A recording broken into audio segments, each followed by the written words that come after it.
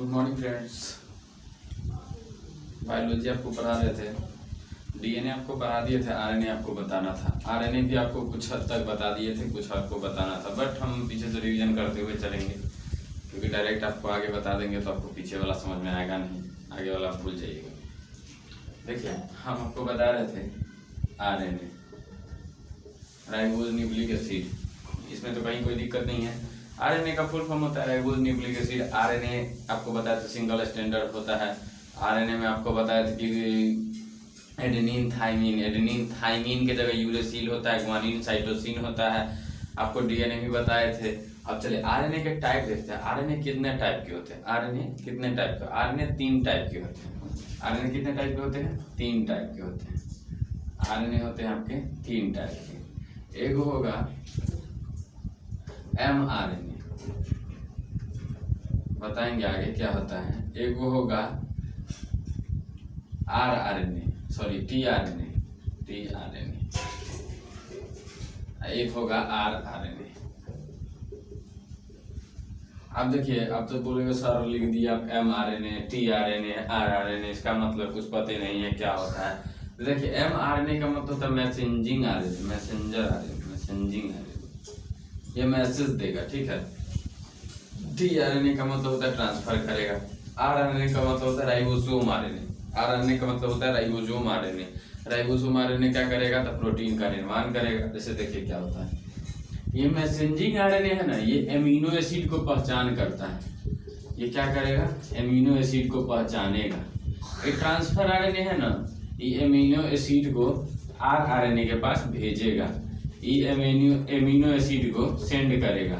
ये amino acid को send करेगा किसके पास? rRNA के पास। ये rRNA के पास rRNA जो एमिनो एसिड है राइबोसोम आरएनए, ये एमिनो एसिड को प्रोटीन में बदल देगा। क्या करेगा?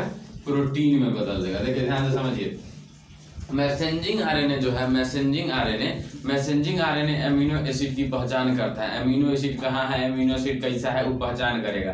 ट्रांसफर आरएनए एमिनो एसिड को राइबोसोम आरएनए के पास भेजेगा।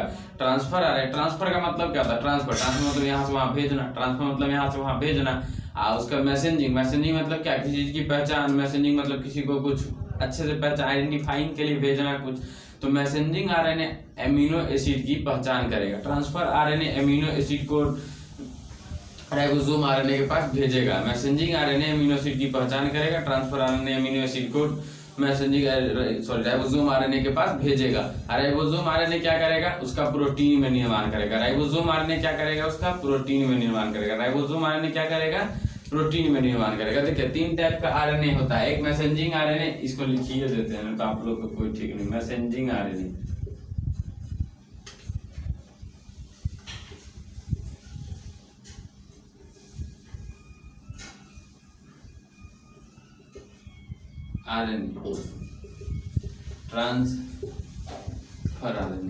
ट्रांसफर आरएनए, देहाती भाषा में एकदम समझिए, ट्रांसफर आरएनए। ये हो जाएगा राइबोसोम आरएनए।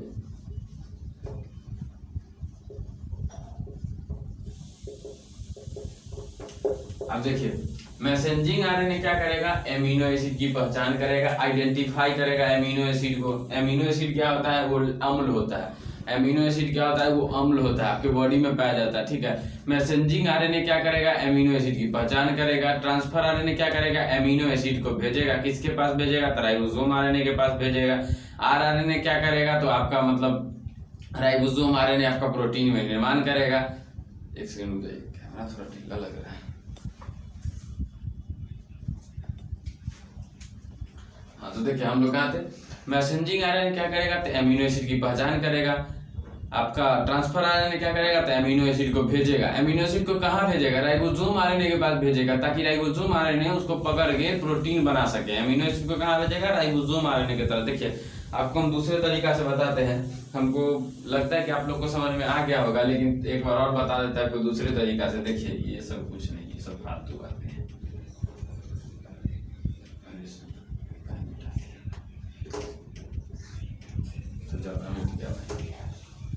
देखिए नीचे आपको बताते हैं।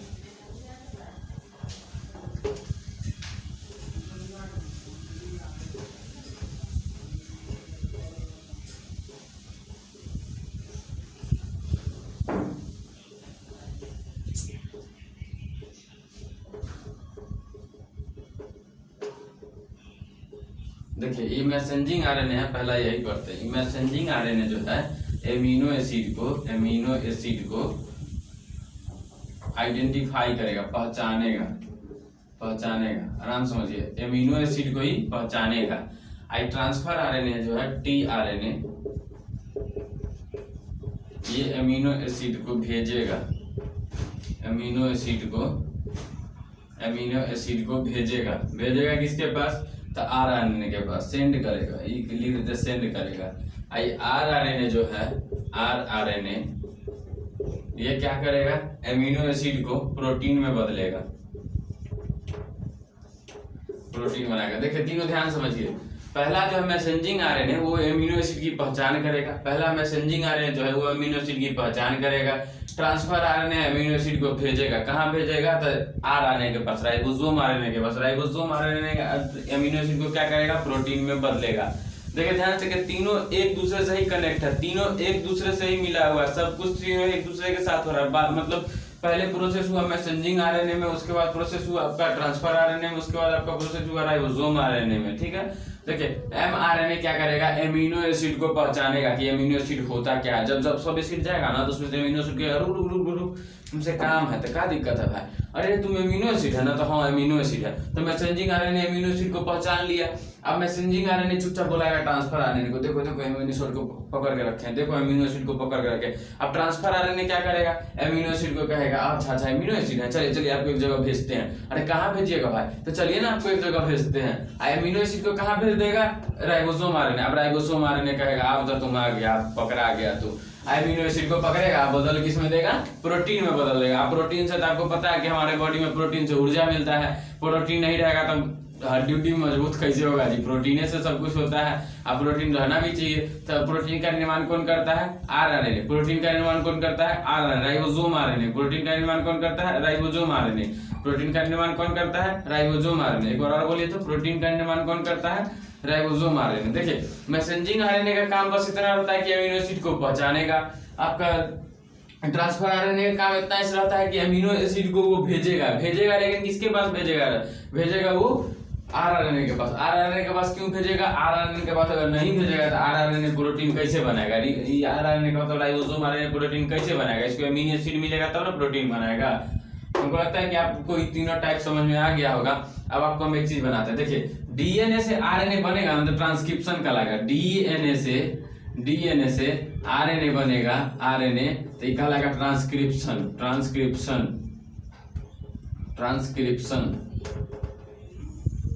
डीएनए से आरएनए बनेगा तो ट्रांसक्रिप्शन। अब देखिए आरएनए से डीएनए बनता है तो क्या होता है? तो आरएनए से डीएनए बनेगा तो क्या होगा? आरएनए से डीएनए बनेगा तो ट्रांसक्रिप्शन में रिवर्स जोड़ दीजिए, रिवर्स ट्रांसक्रिप्शन।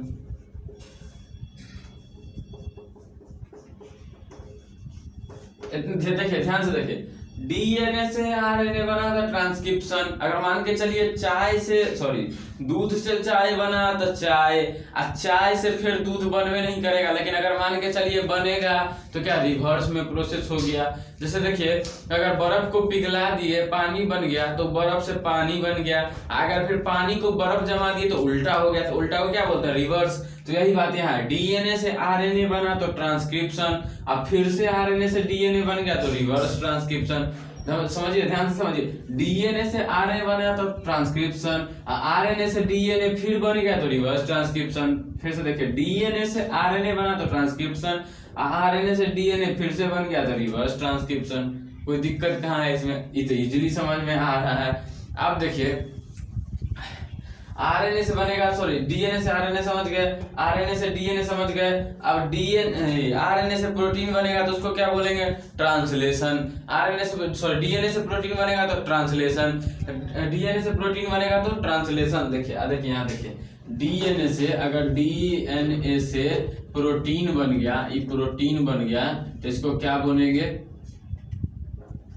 प्रोटीन बन गया तो इसको बोलेंगे ट्रांसलेशन। आरएनए से प्रोटीन बन गया,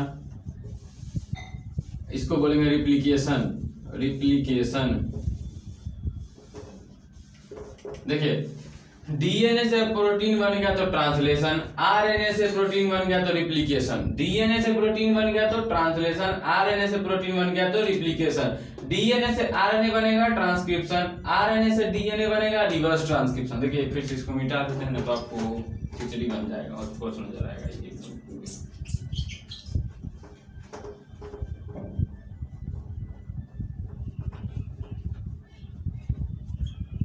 यहाँ देखिए डीएनए से प्रोटीन बन गया ट्रांसलेशन, आरएनए से प्रोटीन बन गया रेप्लिकेशन, डीएनए से आरएनए बना ट्रांसक्रिप्शन, आरएनए से डीएनए बना रिवर्स ट्रांसक्रिप्शन। इन दोनों में कोई दिक्कत ही नहीं होना चाहिए।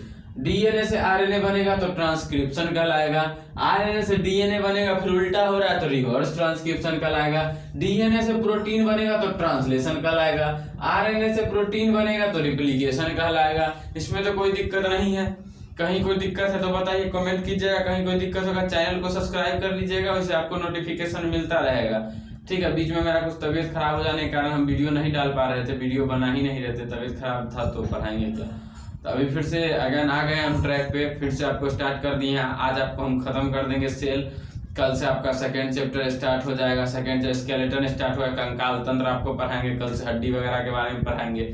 आज आपका सेल खत्म कर देंगे। ठीक है, देखिए ध्यान से, यहाँ समझिए डीएनए से प्रोटीन बनना ट्रांसलेशन, आरएनए से प्रोटीन बनना रिप्लिकेशन, और डीएनए से आरएनए बनना ट्रांसक्रिप्शन, आरएनए से डीएनए बनना रिवर्स ट्रांसक्रिप्शन। इसमें कहीं कोई दिक्कत नहीं है। ध्यान से देखिए, इसमें कहीं पूछता है, ठीक है, आपसे पूछेगा कि डीएनए से प्रोटीन बनेगा तो क्या इसमें से कौन सा अभिक्रिया होगा, translation, replication, transcription, reverse transcription. तो आपको मारना होगा ट्रांसलेशन, आपको मारना होगा ट्रांसलेशन। ट्रांसलेशन रहेगा ऑप्शन नंबर बी पे, ट्रांसलेशन रहेगा ऑप्शन नंबर बी पे, बी मार दीजिएगा। ठीक है, आराम से सही हो जाएगा। ठीक है, आंख बंद करके। अरे एक्सपीरियंस होता है भाई, एक्सपीरियंस। पूछा कैसे पता है आपको कि बीए नंबर ऑप्शन पे रहेगा। पिछला 5 साल में लगातार बीए नंबर ऑप्शन पे पूछा है। आपको बीए नंबर पूछेगा, एग्जाम कौन ने पूछा है तो जाके देखिएगा एयरफोर्स का बायोलॉजी वाला जीके जीएस में, तो आपका देखिएगा कि डीएनए वाला आरएनए वाला पूछा है कि नहीं पूछा है। ये भी पूछा था, एनडीए वाला में ये पूछा था कि डीएनए आपका क्या कहता है, डीएनए आपका कहाँ कहाँ पाया जाता है, डीएनए आपका कहाँ कहाँ पाया जाता है। आप पता है क्लोरोप्लास्ट को लिखे हुए था क्लोरोप्लास्ट, मतलब क्लोरोसीएच होता है ना, उसको हिंदी में लिख दिया था क्लोरोप्लास्ट। अब बच्चा सब कंफ्यूज कि पाया जाता है क्लोरोप्लास्ट में हिंदी क्या लिखा है, क्लोरोप्लास्ट तो इंग्लिश में लिखाता है। तो देखिए यही सब कंफ्यूज। आपको एग्जामिनर, देखिए हम पहले आपको बता दें, एग्जाम में आपको सिलेक्शन नहीं होता है, एग्जाम में आपका रिजेक्शन होता है। वो चाहेगा कौन से तरीका से हम बच्चा को रिजेक्ट कर दे। ठीक है, आपको दिमाग लगाना है कि कौन से तरीका से हम सेलेक्ट हो जाए, नहीं तो वो चाहेगा आपको रिजेक्ट करने का, आपको अपना दिमाग लगा के सेलेक्ट होना। ठीक है, इतना मेहनत कीजिए ना, इतना मेहनत कीजिए कि किस्मत को आपके आगे झुकना पड़ जाए। सब बोलता है कि किस्मत में जो होता है वही करिएगा, किस्मत में जो होता है वही करना है, लेकिन इतना मेहनत कीजिए ना, आप जान झोंक दीजिए, इतना दिमाग लगाइए, इतना एकदम पढ़िए ना, दिन रात पढ़िए। किस्मत भी आप खुद से अपने हाथ से लिख दीजिएगा। वो किस्मत ही क्या जो खुद से नहीं लिखा हो। भगवान तो सबका किस्मत अच्छा लिखते हैं, सबके किस्मत में सुख होता है, दुख होता है, सबके किस्मत में टेंशन होता है। अपना किस्मत आप खुद लिखिएगा ना तब हुए आप, अपना किस्मत आप खुद लिखिएगा ना तब हुए आप। इतना मेहनत कीजिए ना, इतना खुद को बुलंद कर लीजिए ना कि कोई ताकत आपको नहीं तोड़ सके। ठीक है, आपको यहाँ जॉब चाहिए तो कोई इतना पढ़ लीजिए ना कि आपको कोई जॉब से रोक नहीं सके, आपको कोई बोल नहीं सके कि हाँ जॉब के काबिल नहीं है। आई जॉब के पीछे मत भागिए, जॉब के पीछे मत भागिए, पढ़ाई के पीछे भागिए। आपको पढ़ाई रहेगा ना तो जॉब खुद आपको वैकेंसी निकलेगा, आप भरिएगा, आ जाइएगा, बैठिएगा, और तो सब हम पढ़िए करता है, मार के चलाइएगा। जॉब के पीछे भागिएगा ना, किसका सिलेबस हिंदी इंग्लिश है, खाली हिंदी इंग्लिश पढ़ेंगे तो पता चलेगा मैथ पूछ लेगा, भाई मैथ काहे पूछा था, हमर मन, हम एग्जाम ले रहे हैं, जो पूछना होगा वो पूछेंगे। तो ये मैथ है, इंग्लिश के पीछे मत भागिए, पढ़िए, अपना पूरे सिलेबस कंप्लीट रखिए। कहीं से भी पूछे, कुछ पूछे, हमको कोई मतलब नहीं है, हम मार के आएंगे, हमको जॉब लेना है तो लेंगे, हम बात खत्म। खुद को इतना बुलंद कीजिए ना कि किस्मत भी आपको नहीं काट सके जॉब लेने से। हाथ में आपका लिखा हुआ है कि आपको जॉब नहीं होगा, लेकिन इतना मेहनत कर दीजिए कि जॉब लेके छोड़िए। ठीक है, देखिए आगे आपको पढ़ते कोशिका विभाजन। आरएनए समझने में आपको कोई दिक्कत नहीं हुआ होगा जहां तक हमको पता है। देखिए आपको आगे पढ़ा रहे हैं कोशिका विभाजन।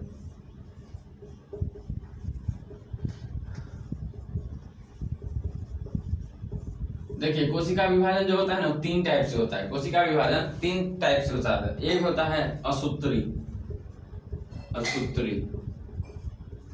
विभाजन, एक होता है समसूत्री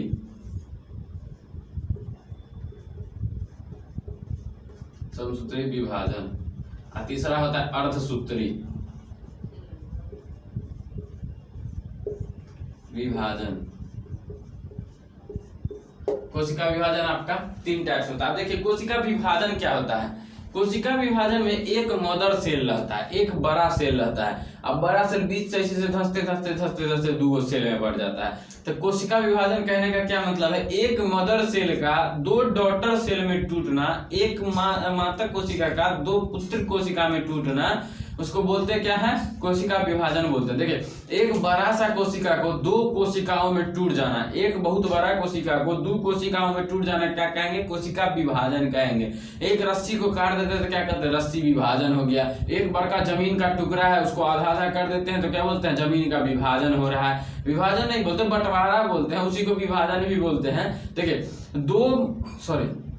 एक मदर सेल का 2 डॉटर सेल में टूटना कोशिका विभाजन कहलाता है। ध्यान से सुनिएगा, हम लिखाने वाले नहीं है, आपको रटाने वाले नहीं है, ठीक, आपको समझाने वाले, समझ में आ जाएगा तो आप खुद से लिख लीजिएगा। एक मदर सेल को 2 डॉटर सेल में टूटना आपका कोशिका विभाजन कहलाएगा। एक मदर सेल का 2 डॉटर सेल में टूटना आपका कोशिका विभाजन कहलाएगा। देखिए कोशिका विभाजन कितना टाइप से होगा, 3 टाइप से होगा। तीनों टाइप में अलग अलग अंग का कोशिका विभाजन होगा। देखिए असूत्री विभाजन में भी यही होता है। एक मदर सेल, मान के चलिए ये मदर सेल है, ये धीरे धीरे ऐसे हो जाएगा, ठीक है, धीरे धीरे ऐसे हो जाएगा, अब धीरे धीरे ऐसे हो जाएगा, ऐसे हो जाएगा, बीच से धंस जाएगा, और धीरे धीरे कोई वक्त आएगा कि ऐसे हो जाएगा, आई दोनों टूट के अलग हो जाएगा। तो ये मदर सेल है, ठीक है, ये मदर सेल आई 2 डॉटर सेल में बद गया। ये एक मतलब एक कोशिका 2 कोशिका में टूट गया, इसको क्या बोलते हैं, कोशिका विभाजन बोलते हैं। कोशिका विभाजन बोलते हैं, इसको क्या बोलेंगे, कोशिका विभाजन। असूत्री विभाजन सेम इसी टाइप से होता है। असूत्री विभाजन में भी एक मदर सेल 2 डॉटर सेल में टूट जाता है तो इसको बोलते हैं कोशिका विभाजन, और इसको बोलेंगे असूत्री विभाजन। कोशिका विभाजन 3 टाइप का होता है। फर्स्ट टाइप में यही होता है, एक मदर सेल 2 डॉटर सेल में टूटता है तो उसको बोलते हैं कोशिका विभाजन। समसूत्री विभाजन में 5 टाइप होता है, 5 अवस्थाएं होती है। पहला होगा interphase, metaphase, interphase, prophase, metaphase, telophase, anaphase. इसमें 5 फेज होता है, ठीक है, interphase, prophase, metaphase, telophase, anaphase. कितना टाइप होता है, 5 फेज। ध्यान से सुनिए, interphase, prophase, metaphase, telophase, anaphase. अब हमको सब समझाते हैं। असूत्री विभाजन देखिए आपको हम बारी बारी से बताते हैं। असूत्री विभाजन में क्या होगा, असूत्री विभाजन में एक मदर सेल होगा, असूत्री विभाजन में एक मदर सेल होगा, आई 2 डॉटर सेल में टूट जाएगा धीरे धीरे, ये 2 डॉटर सेल में टूट जाएगा तो इसको क्या बोलेंगे, असूत्री विभाजन। इसको क्या बोलेंगे, असूत्री विभाजन। इसको क्या बोलेंगे, असूत्री विभाजन। अब देखिए दूसरा होता है, असूत्री विभाजन समझने में आपको कोई दिक्कत नहीं, आसान है कि एक बड़ा कोशिका 2 छोटे छोटे कोशिकाओं में टूट जाता है तो इसको बोलते हैं असूत्री विभाजन। एक बड़ा कोशिका 2 छोटे छोटे कोशिकाओं में टूट जाता है तो इसको बोलते हैं असूत्री विभाजन। आपको समझना दूसरा नंबर होगा समसूत्री विभाजन। समसूत्री विभाजन, समसूत्री विभाजन ये होता है कायिक कोशिकाओं में। कायिक कोशिकाओं में देखिए जनन वाले कोशिकाओं को छोड़ के, जनन वाले कोशिकाओं को छोड़ के पूरा शरीर में तटीय कोशिका कायिक कोशिका से बना हुआ है। जनन वाले कोशिकाओं को छोड़ के पूरे बॉडी मेरा कायिक कोशिका से बना हुआ। अब जनन वाले कोशिका कौन से होंगे, जिसमें शुक्राणु आ जाते हैं, बीड़े आ जाते हैं, ये सब वगैरह जनन वाले कोशिका हो जाते हैं, ठीक है। जब जनन वाले अंग, जनन वाले कोशिका को छोड़ के पूरे बॉडी हमारा कायिक कोशिका से बना हुआ था, कायिक कोशिका से बना हुआ था। अब देखिए कायिक कोशिका के में विभाजन कैसे होगा, समसूत्री विभाजन होगा। इसमें पहला फेज होता है इंटरफेज। इंटरफेज, इंटरफेज, इंटरफेज में क्या होता है आपका, इंटरफेज में जो कोशिका में आपको पढ़ा है क्रोमोसोम, कोशिका में क्रोमोसोम पढ़ाए हैं। कोशिका में जो क्रोमोसोम होता है इसमें डीएनए का निर्माण हो जाता है, डीएनए बन जाएगा, डीएनए का निर्माण होगा, डीएनए का निर्माण होगा। और क्रोमोसोम जो होगा, क्रोमोसोम वो अलग हो जाएगा। क्रोमोसोम अलग हो जाते हैं, क्रोमोसोम अलग हो जाते हैं। देखिए ध्यान से देखिए, इंटरफेज क्या होता है, इंटरफेज में डीएनए का निर्माण होता है और क्रोमोसोम जो होता है अलग हो जाता है। डीएनए देखिए, एगो डीएनए बनेगा, दूगो क्रोमोसोम उसमें से अलग हो जाएगा, एगो बड़का डीएनए बनेगा, दूगो क्रोमोसोम अलग हो जाएगा। अब दूसरा होता है प्रोफेज, दूसरा होता है प्रोफेज, दूसरा होता है प्रोफेज। प्रोफेज में स्प्लिंडर फाइबर, स्प्लिंडर फाइबर, स्प्लिंडर फाइबर, देखिए समझा रहे हैं आपको भी समझ में नहीं आएगा। स्प्लिंडर फाइबर, स्प्लिंडर फाइबर का मतलब तुर्क धागा, तुर्क धागा का निर्माण होता है, तुर्क धागा का निर्माण होता है, निर्माण होना प्रारंभ होता है, निर्माण प्रारंभ होता है, प्रारंभ होता है। अब देखिए स्प्लिंडर फाइबर तुर्क धागा क्या होता है, पहला इंटरफेज है, इंटरफेज में आपका डीएनए का निर्माण होगा। कोशिका में आपको पता है कि क्रोमोसोम पाया जाता है, क्रोमोसोम में डीएनए पाया जाता है। देखिए कोशिका में पहला इंटरफेज में आपका डीएनए का निर्माण होगा, पहला इंटरफेज में आपका डीएनए का निर्माण होगा और क्रोमोसोम अलग हो जाएगा, डीएनए का निर्माण होगा, क्रोमोसोम अलग हो जाएगा। आपको फोटो बना के दिखा रहे हैं, देखिए पहला जो इंटरफेज है इसमें ये दूगो होगा, ठीक है, ये दूगो, इसमें डीएनए बनेगा और एगो क्रोमोसोम, इसमें एगो क्रोमोसोम इधर चला आएगा, एगो क्रोमोसोम इधर चला आएगा। दूसरा फेज है, इसमें स्प्लिंडर फाइबर तुर्क धागा का निर्माण हो जाएगा। ये जो बना है ये बीच में डीएनए, ठीक है, एगो क्रोमोसोम इधर है, एगो क्रोमोसोम इधर बन गया, एगो क्रोमोसोम इधर, एगो क्रोमोसोम, इसमें धागा, धागा का निर्माण हो जाएगा। धागा, धागा क्या करेगा, जिसको काटने के लिए बनेगा, धागा क्या करेगा, जिसको काटेगा, धागा क्या करेगा, काटेगा। दूगो फेज आपको पता चल गया। आपका आइए तीसरा फेज बताते हैं, इसको मिटा दे रहे हैं।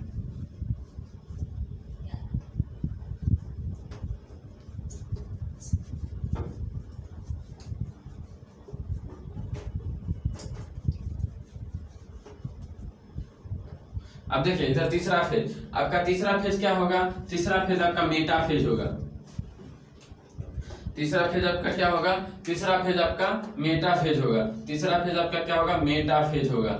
तीसरा फेज आपका होगा मेटाफेज। अब मेटाफेज में क्या होगा, मेटाफेज में आपका जो स्प्लिंडर फाइबर का निर्माण शुरू हुआ था, प्रोफेज में स्प्लिंडर फाइबर का निर्माण शुरू हुआ था, वो निर्माण आपका पूरा हो जाएगा। मेटाफेज में आपका क्या होगा, तुर्क धागा का निर्माण पूरा हो जाएगा, स्प्लिंडर फाइबर का निर्माण, स्प्लिंडर फाइबर का निर्माण पूरा हो जाएगा, स्प्लिंडर फाइबर का निर्माण पूरा हो जाएगा, स्प्लिंडर फाइबर का निर्माण पूरा हो जाएगा। तुर्क धागा, तुर्क धागा क्या होता है, तुर्क धागा सभी कोशिकाओं से एगो धागा बनेगा, सभी कोशिकाओं से एगो धागा बनेगा, क्योंकि दूगो मदर सेल जो है, दूगो मदर सेल वो टूटेगा कैसे, कायिक कोशिका में तो थोड़ा मजबूत कोशिका होता है, वो असूत्री विभाजन में थोड़ा सा अपने टूट जाता है, लेकिन कायिक कोशिका में आपका मजबूत होगा, उसको तोड़ने के लिए कुछ तो चाहिए, तो बीच से धागा से काटना पड़ेगा, तो धागा का निर्माण होता है। वही 5 अवस्थाओं में निर्माण होता है। पहला इंटरफेज में आपका डीएनए बनेगा, अगर क्रोमोसोम अलग नहीं जाएगा, बीच से कट जाएगा तो आपका तो मरने का स्थिति दिया जाएगा। कोशिका अगर बीच से कटेगा तो मर जाएगा, क्रोमोसोम कट जाएगा तो डीएनए वगैरह नहीं पता चलेगा, तो संतान वगैरह कैसे होगा, बच्चा पैदा कैसे होगा। तो इसी के लिए देखिए डीएनए बीच में आएगा, उसके बाद क्रोमोसोम धीरे धीरे अलग हो जाएगा, अलग होने के बाद तुर्क धागा का निर्माण प्रारंभ होगा। उसके बाद तीसरा फेज मेटाफेज में आपका तुर्क धागा का निर्माण पूरा होगा। उसके बाद चौथा फेज आपका आएगा टेलोफेज, चौथा फेज आएगा आपको टेलोफेज।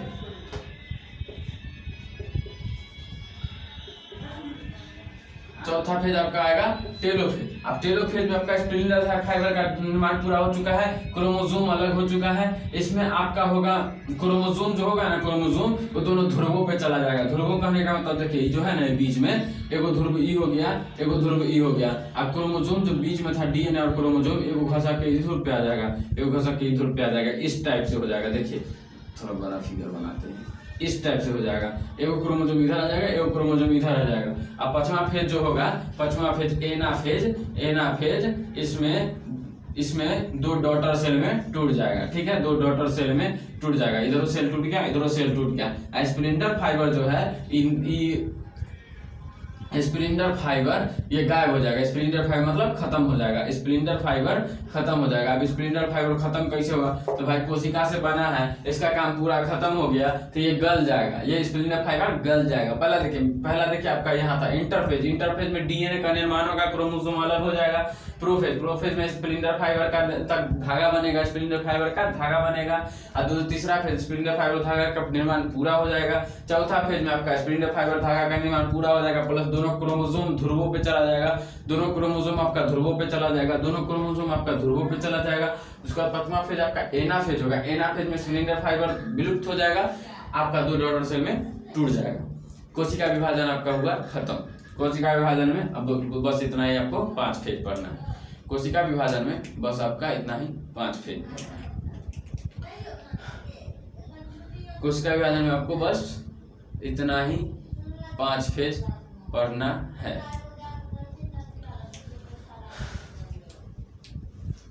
अब आपको आगे क्या पढ़ना है? अब आपको आगे स्केलेटन कल पढ़ना है। कल आपको आगे स्केलेटन पढ़ना है। देखिए, जिसको स्क्रीनशॉट लेना है वो अपना स्क्रीनशॉट ले लीजिए।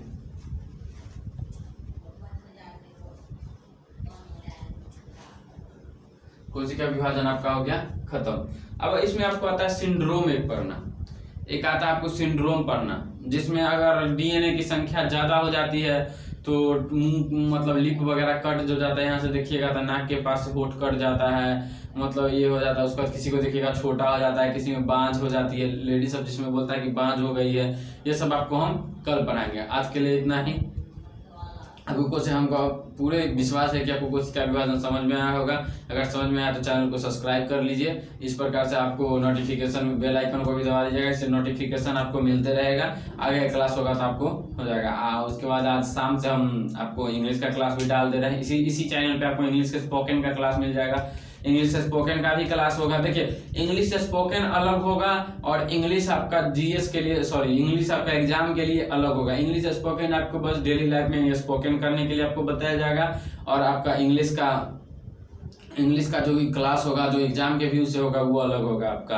अगर आप पेड कोर्स पढ़ना चाहते हैं, पीडीएफ के साथ पढ़ना चाहते हैं, तो आप इसी चैनल पर कमेंट में लिख दीजिएगा सर हमको पीडीएफ भी चाहिए और हम पढ़ना चाहते हैं, तो आपको टीचमिंट ऐप पे आपका क्लास हो जाएगा। ठीक है, आपका क्लास चल रहा है टीचमिंट ऐप पे, आपका क्लास टीचमिंट ऐप पे चालू हो जाएगा। ज्यादा कुछ फी नहीं रहेगा, मात्र 100 रुपया रहेगा, मात्र 100 रुपया मंथली आपका रहेगा, मात्र 100 रुपया। हम पूरे बैच का नहीं लेते, 100 रुपया आपका 3 महीना में आपका बायोलॉजी फिनिश और आपका हिस्ट्री फिनिश। 3 महीना के अंदर आपका बायोलॉजी हिस्ट्री फिनिश होगा। ठीक है, इसके लिए थैंक यू, बाय बाय। आगे क्लास आप कल देखते हैं।